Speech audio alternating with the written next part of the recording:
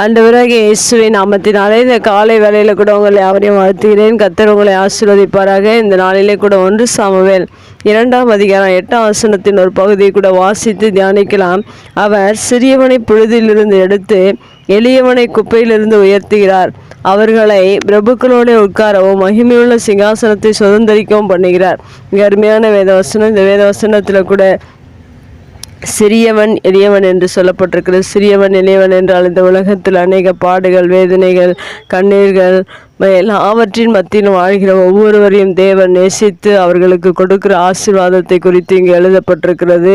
முதலாவதாக சிறியவனை புழுதியிலிருந்து எடுத்து என்று புழுதி என்று சொல்லும்போது இந்த உலகத்தில் இருக்கிற எல்லா கஷ்டத்திலிருந்து தேவன் நம்மை எடுக்கிறவராக இருக்கிறார். அடுத்ததாக நம்மை உயர்த்துகிறவராக இருக்கிறார். நம்மை எடுத்து உயர்த்தி தேவன் எங்கு உட்கார வைக்கிறார் என்று சொல்லப்படும் பிரபுக்களோடே உட்கார வைக்கிறார். பிரபுக்கள் என்றால் ஒரு உயர்வை குறிக்கிற தேவன் உங்களுடைய வாழ்க்கையில புழுதியிலிருந்து குப்பையிலிருந்து எடுத்து தேவன் உங்களை பிரபுக்களோட உயர்வை தேவன் உங்களுடைய வாழ்க்கையில கொடுத்து மகிமையுள்ள சிங்காசனத்தை, நித்திய ராஜ்யத்தை, தேவனுடைய ராஜ்யத்தை, தேவனுடைய பிரசன்னத்தை தேவன் நமக்கு ஒவ்வொரு நாளும் தேவன் கொடுக்கிறவராக இருக்கார், சுதந்திரிக்க பண்ணுகிறவராக இருக்கிறார்.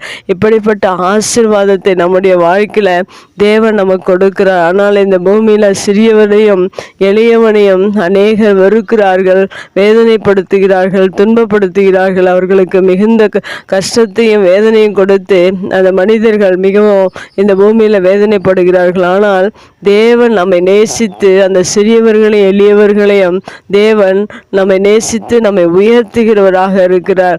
நம்மை சிங்காசனத்தை, மகிமையுள்ள சிங்காசனத்தை சுதந்திரிக்க பண்ணுகிற தேவனாக இருக்கிறார். இப்படிப்பட்ட ஆசீர்வாதத்தை இந்த பூமியிலிருந்த மனிதர்கள் யாரும் நமக்கு கொடுக்க முடியாது. ஆனால் தேவன் சிறியவர்களாகிய உலகம், உறவுகள் எல்லாம் நம்மை வெறுத்தாலும் தேவன் நம்மை நேசித்து நம்மை அந்த குப்பையிலிருந்தும் பொழுதிலிருந்தும் எடுக்கிறவராக, உயர்த்துகிறவராக, மகிமையுள்ள சிங்காசனத்தை சுதந்திரிக்கிறவராக, பிரபுக்களோட உட்கார செய்கிறவராக இருக்கிறார். இந்த மேன்மையான ஆசீர்வாதத்தை சிறியவர்களாகிய நாம் தேவனிடத்தில் பெற்றுக்கொள்வோம். கர்த்தர் நம்மை ஆசீர்வதிப்பார். கண்களை மூடி ஜெபிக்கலாம்.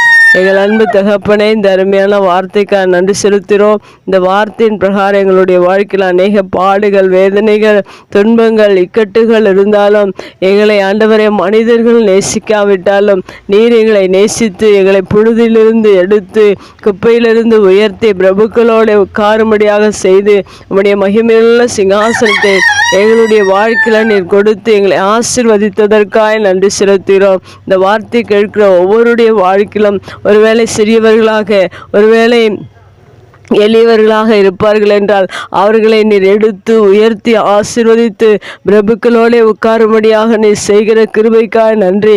மகிமுள்ள சிங்காசனத்தை சுதந்திரிக்க பண்ணுகிறதற்காக நன்றி செலுத்துகிறோம். தொடர்ந்து உங்கள் பிரசன்னம் எங்கள் ஒவ்வொருவரோடு கூட இருக்கட்டும். இயேசுவின் நாமத்தில் ஜெபம் கேளும் நல்ல பிதாவே, ஆமேன்.